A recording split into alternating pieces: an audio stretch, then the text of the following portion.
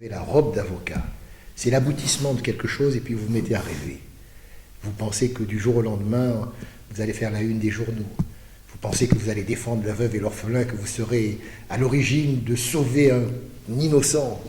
Quand vous êtes avocat et que vous faites du pénal, souvent on vous dit mais comment vous êtes un salaud? Vous-même parce que vous défendez des salauds.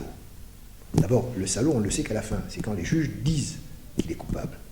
Mais ceux qui viennent nous voir, ce n'est pas forcément que des victimes. Les gens, dans la population, se mettent à la place des victimes. Comment pouvez-vous défendre cet homme? Il a violé une petite fille.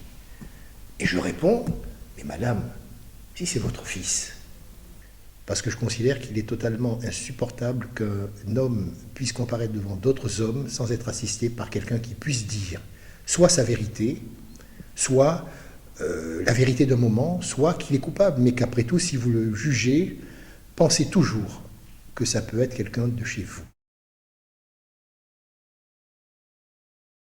Les affaires médiatiques, elles sont importantes parce que d'abord, vous avez l'impression d'être un grand avocat. Puisque quand vous êtes l'avocat d'Omar Haddad, il y a, tous les médias sont autour de vous. On vous filme, vous éternuez, on a peur que vous preniez froid. Mais c'est pas pour vous, c'est pour le dossier, bien évidemment. Vous existez, vous êtes important, le téléphone n'arrête pas de crépiter. Les passions sont tellement fortes quand, vous savez, entre un avocat et on se voit au fond d'une cellule. L'avocat rentre, c'est l'esprit, c'est la liberté qui rentre en détention. Quand vous allez en détention, vous avez toujours la même odeur. C'est une odeur de mauvaise eau de Cologne, de tabac, un peu de cannabis, de cigarettes. Ça sent pas très bon, c'est pas très agréable. L'avocat rentre, vous arrivez, vous êtes la liberté. Donc c'est un métier difficile, prenant, merveilleux.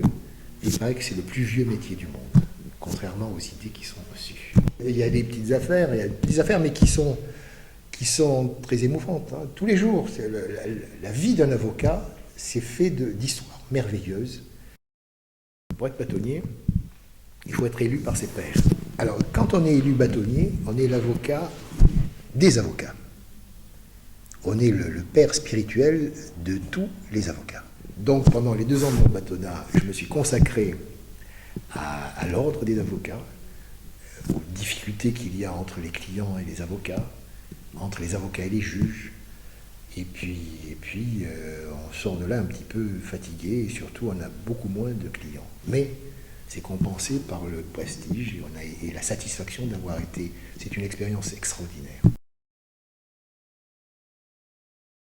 On demande toujours à l'avocat quelle est sa plus belle plaidoirie ou sa plus belle affaire.